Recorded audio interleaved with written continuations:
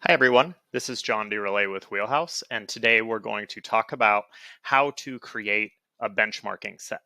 So just so you know, a benchmarking set is going to be a set that we create with a large aggregate of units to get an idea of how the market is performing at a given time. This is going to be something that we can use to benchmark our performance against, to also make decisions about how well the market is doing, and also to report to owners or other team members about our performance compared to the market.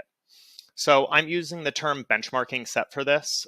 There's plenty of other terms that might apply. One of them would be like a market report or a market set. If you have it tuned in a little bit, you might call it a neighborhood set. All of these are reasonable descriptions of this set. The main thing here is that unlike in a comp set where we pick very specific listings and we potentially look at the calendars for those, we're going to pick a large number of listings that are going to be aggregated together to give us an idea of how performance is. And we're not going to care so much about the individual listings. Because we're going to use a much larger aggregate of listings, we do still want to fine tune those. I'll talk to you about how we do that. But rather than caring so much about making sure every listing is a perfect example, what we're going to do is rely on the aggregate to kind of weed out outliers and give us a good general idea of what's going on in the market. So for anyone who's used Wheelhouse, you may know that we have a market report section. Under this market section, you can see here that I'm looking at the market Nashville, which is the market we're going to be using as an example today. And I have a ton of great data. I can see year over year trends. I can see, how the historical data has been coming together. Also with year over year, I can also see the future stuff at a pretty granular level. But the biggest limitation of this is these market reports exist at a very high level, particularly around region. So if I'm looking at just Nashville, I actually have quite a lot here where my properties may only be in a certain part of Nashville. By using the dynamic sets capabilities, we're going to build a similar set, and we're going to be able to access similar data, but to do so on a much more curated kind of set. This gives us the capability to really be able to use this data at all levels of our portfolio for different kinds of room types, and to get to a much more granular viewpoint, despite using aggregates, than this high-level market. So let's go over here to our sets, and we'll start creating the set. So you can see here, I have a number of sets created on this sets page. I'm going to use this one that I already have created called Benchmark Nashville Downtown. And we're going to go ahead and go straight into the navigator. So when I hit edit here, you can see that I'm pulling up Nashville already. I've got one listing in it. I'm actually going to remove that. I was just using that here to kind of keep it in place. And the first thing we want to do is think about what this set's purpose is going to be. So I have properties in Nashville, and those properties, rather than being, across the whole city, are going to be really centered in the downtown area and may also be competing in an area that's called the Gulch.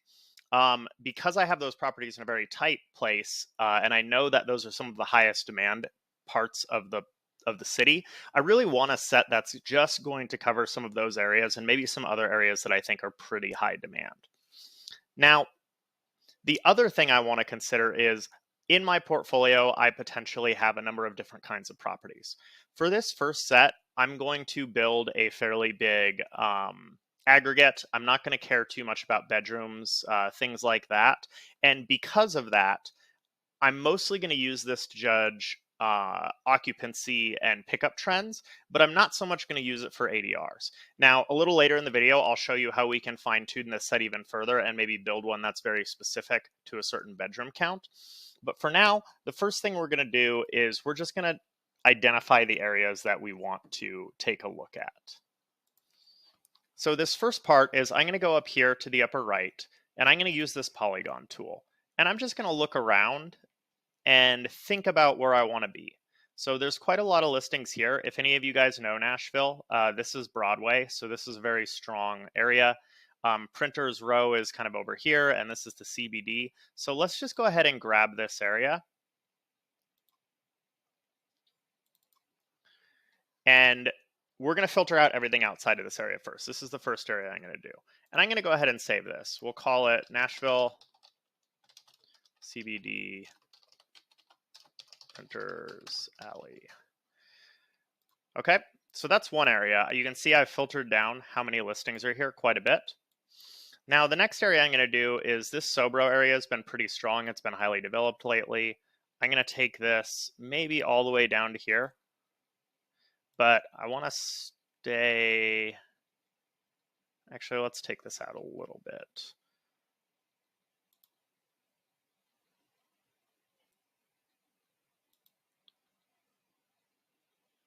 So I'm going to bring this over to here.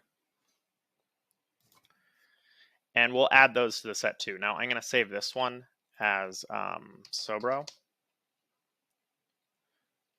We'll call it Nashville Sobro just in case I have other ones. Sobro. And as I'm looking at this, there may be a few other areas that are pretty strong too. So if I come out over here,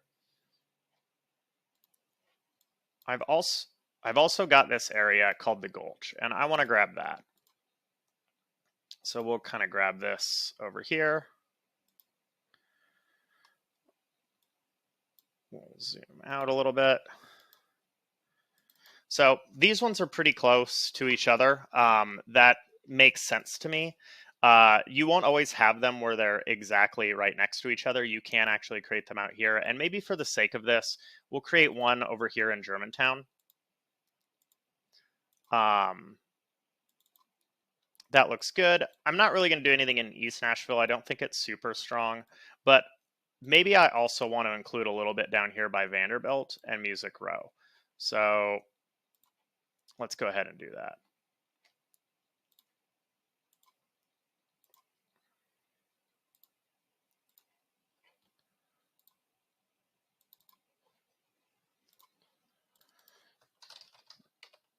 Vanderbilt. Okay, so now you can see I've drawn a number of areas on the map that I think are going to be good comparisons for the properties I'm in. Now that I've got all these boundaries, I'll just go ahead and save them. Nashville, benchmarking, set boundaries, and we'll just label that CBD, Gulch, Midtown. And the next thing I need to do is think about how else do I want to break this down?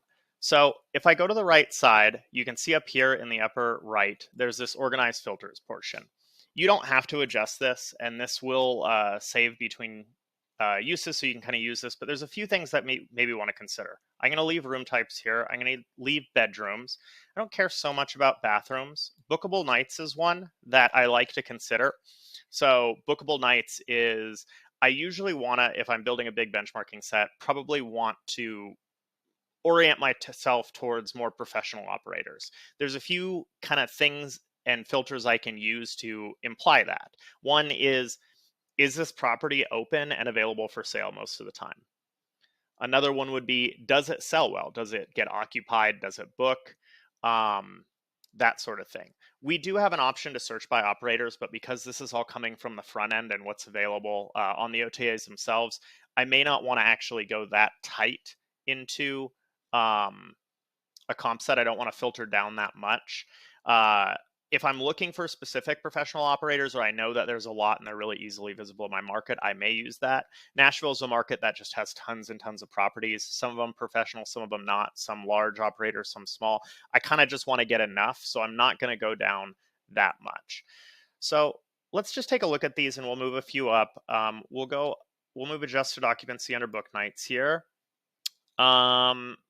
Review count's an interesting one. I'm going to leave that for now. Maybe we'll bring up average rating, however. We'll put it under adjusted occupancy. And let's see, I'm going to take booked nights up to, it's going to be very similar to occupancy. And we'll maybe take a look at the amenities one. So in Nashville, this is an urban market. I'm not expecting there to be like really significant amenities that I might filter down. But if you are in a market where there are really important amenities, you may use that. Just keep in mind when building a benchmarking set or a neighborhood set, the goal is to have an aggregate. So we do want to have a lot of listings in this set, and that's going to kind of smooth out outliers in performance and pricing. Okay, so we'll update this widget here.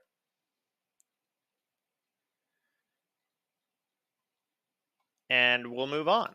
So the first thing I want to do is under the room types, let's take a look at these categories here. So we have Airbnb, house, room, hotel, other, B&B, cabin. One thing to keep in mind in the Wheelhouse Dynamic Sets tool is we are pulling in Booking.com data. Booking.com data is going to include hotels, which can be really helpful if I'm looking at the pricing. But we don't have the same capability to understand occupancy in the hotel space as we do in the short-term rental space. That means I can use hotel pricing when I'm looking at pricing information or comp sets, but I don't want to use it if I'm trying to get information about market performance, because at the end of the day, you just don't know if a hotel is sold or not. You also don't know how many rooms are available, and you don't know if they're selling on channels that are not normal OTAs, like if they have their own direct stuff, if they have their own sales team.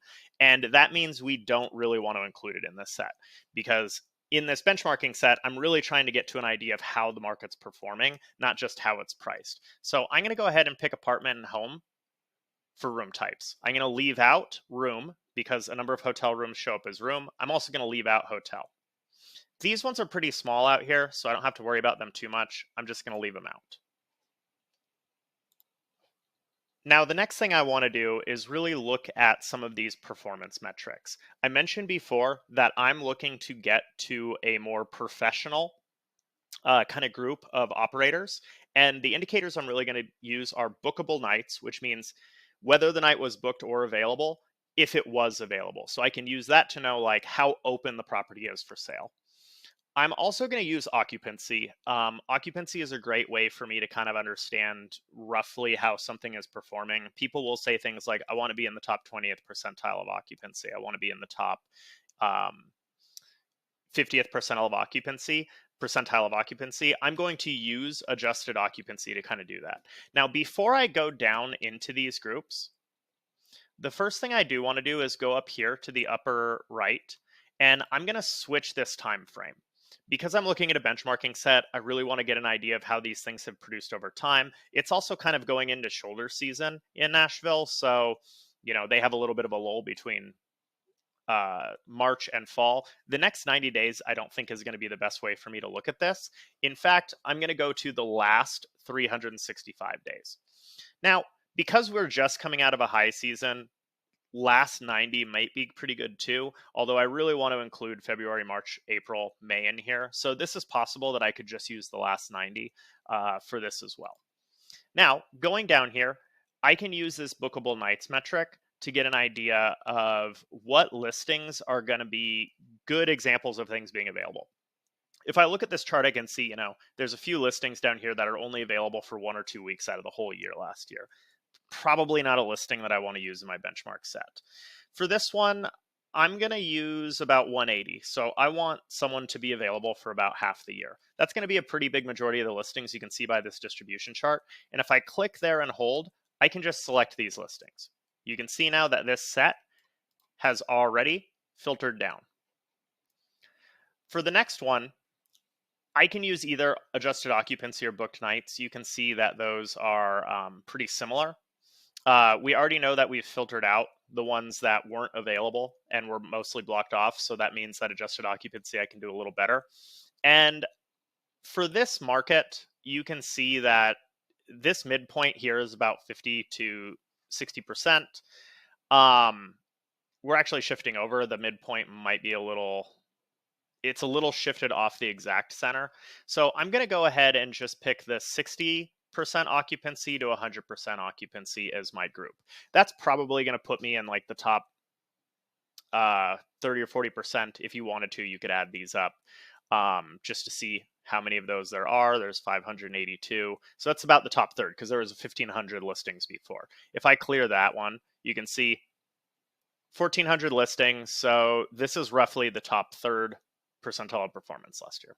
Now, let's just take a look at a few other of these. We don't need booked nights because I'm using occupancy. They're going to serve a similar purpose in this kind of filtering.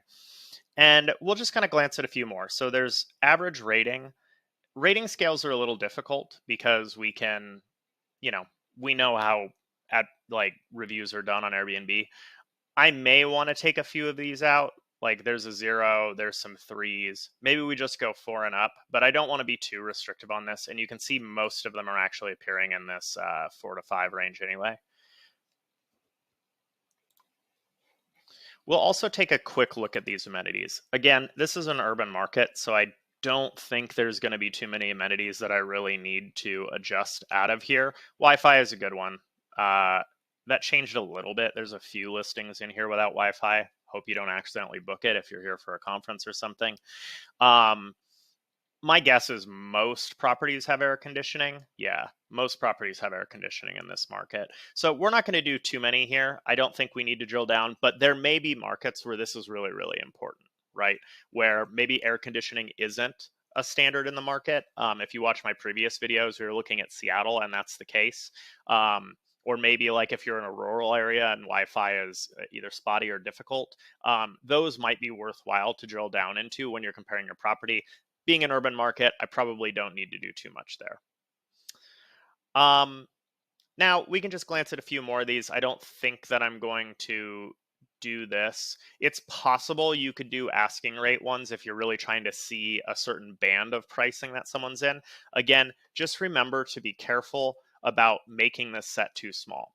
When I'm building a benchmarking set, I really want there to be enough properties to give me a good average, especially when I'm looking at statistics like occupancy and things like that. Now, the final one that we're going to do is bedroom count. So there's a few approaches here. One is I could do all of my bedroom counts.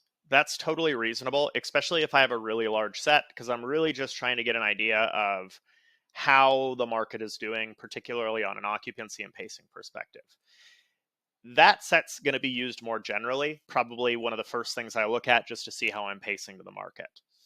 The next level that you would want to go to is maybe including a few room types. So you can see that when I look at 1s and 2 bedrooms, there's quite a few in the set of those. And so maybe I would combine 1, 2s, and 3s to get an idea. Another way you might do it is if there's not a ton, like there's not a ton of 3 bedrooms out here, there's not a ton of 8 bedrooms, 6 bedrooms. If I had a 7 bedroom, I may look at like 4, 5, 6, 7, 8s together just to build a little bit more in there. And then keep in mind, when you combine the room types, you're going to be caring a little less about price and a little bit more about occupancy when using this. The final one you can do is build a set specific to your groups of rooms. So if I have a lot of 1 bedrooms and studios in this area, then I might go ahead and pick 1 bedrooms and studios only in order to get a very specific grouping. Now, if I do a specific group of same bedroom count, I can start to use this for evaluating my pricing, not just my occupancies. Now, the next phase is I still have a pretty big set, and I think that's going to be okay for me. But what I do like to do is just kind of glance at some listings to make sure that there's not something I'm missing. I think that's always helpful just to get an idea of where things are. If I click on this in view right here, we can start to see where these listings are. So you can see it's highlighting them on the map with a little bit of purple when I go through them. I can also see a number of statistics. Let me move my head here. So you can see kind of how much these are blocked at a glance. That's pretty helpful. I don't really want to have a lot of listings that are super blocked. I did filter those out, but I may reconsider my filters looking at this. You can kind of see, these ones are just blocked a little bit. Obviously, not much will be available because we're looking into the past. But at a glance, I can just scroll through this and decide, okay, so maybe there's a few that are really blocked, but I'm not seeing too many. That's maybe not a concern for me. This calendar view can be pretty helpful just at a glance, and it's especially helpful if you're looking forward. I can also sort these. So maybe I just want to sort by asking rate. Asking rate is one where what I'm really trying to do is look and see if there's any outliers here that I may not want to include. Before we go too far on this, I am going to go up here to my settings, and I'm going to click on the sidebar and just make sure I have all of the information I want. So I think I'm going to take out bathrooms for now. That's adjusting up here so I can see a little bit more. I'm also going to take out beds. That might be important to you. It's not too important for me. I do like being able to see when it was first found, how old the listing is. And I do think the cleaning fee is pretty helpful too. Then we've got our metrics here. So those are all going to be pretty helpful. we can also make these thumbnails a little bigger. So you can see that this is a pretty cool view, so I can just kind of glance. And now as I'm scrolling through this, something else I like to look for is just if there's any listings that really just look off and might cause me to change my filters. I'm going to go ahead and sort this again. Let's sort this by adjusted occupancy. And we'll do, let me see here. Ascending is, so we'll go descending. We'll keep it on descending. So I'm just going to glance at some of these, right? These look like they're going to be pretty good for me. This is interesting. There's a lot of those properties. I'm not seeing anything that's really sticking out. If I want to, I can click on this and go see it on the OTA. I wouldn't spend a ton of time on this if you're doing a benchmarking set because you don't have time to look at every listing in there. This is really just a scanning to see if there's like, oh, here's a bunch of listings that I think I need to apply a filter on, or maybe adjust my filter. You can spot check these statistics here. If I pull up a specific listing by hitting the details, you might just glance at some of these as well and just see that they make sense, right? Particularly if you're seeing a lot with rate. But this is really just a spot check right now. We're not going to go through all of these listings. Once I've satisfied my curiosity here, I can actually just go ahead and add all of these to the set. So let's just add all 293 listings. Well, that processes. We'll see that they're all here. And then again, I might just go through some of these listings in the set and see if there's anything that I don't actually want to include. So maybe we want to do asking rate. And maybe just click a few of these and see their details. So as an example of that, I'm going to switch this to nightly RevPAR. And I'm just going to first sort this by descending. And we can see there's a few that are pretty high here. These are pretty expensive. These are high RevPARs. But in this market, that might be reasonable for a one bedroom for the most part. But essentially what I'm looking for is if there's some big outliers. If one of these is sitting at like 600 or 900, I may want to just cull that from the list and go ahead and remove it. These ones seem pretty reasonable to me. I think that's totally okay to include these in there. They're performing pretty well and they're not too far out of bounds. Let's go ahead and go the other direction too. So there are some that are pretty low. So this is low because of the occupancy. These are all in that Music City area. These RevPARs are a bit low to me. So I might go ahead and just cull a few of these out. I do want a set that I can use these to compare to. And they're just performing so poorly that I'm going to go ahead and remove them. We'll leave this 60% one in. That's I think that's going to be okay. And we'll just go ahead and remove those few from set. So again, once you've added them to this set, this check is just to look for things that you might cull out that you don't think are very good. We can double check openness here.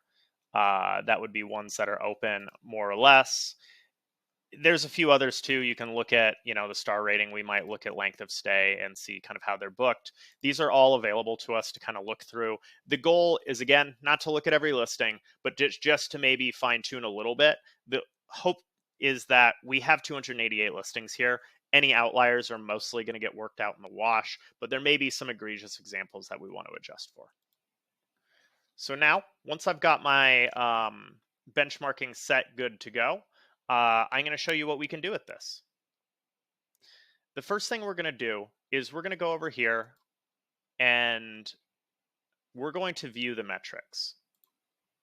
Before I do that, however, I did make a change here. Early on, I said that I was going to do this as a general set, but I actually did it into a studios and one bedroom set. So if I go up to the details, I'm just going to go ahead and change the name to studio and one bedroom.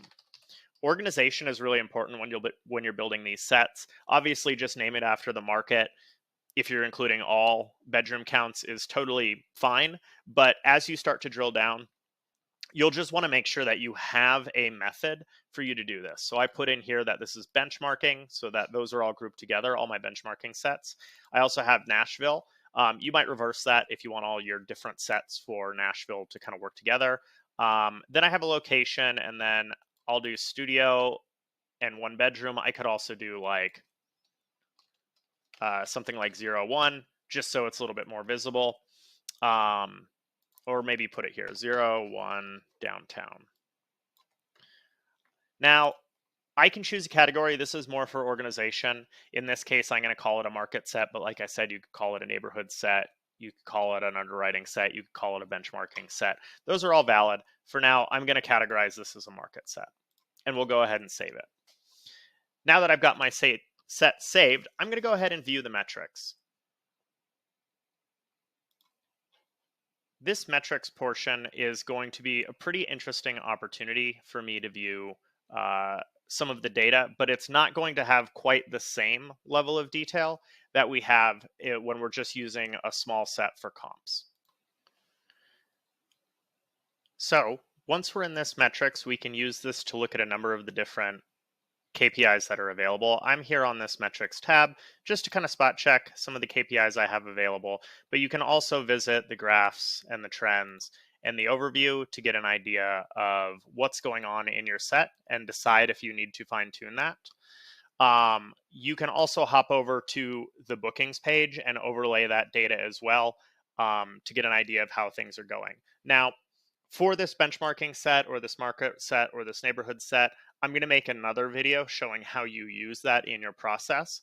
But once you've created that set, you're pretty good to go.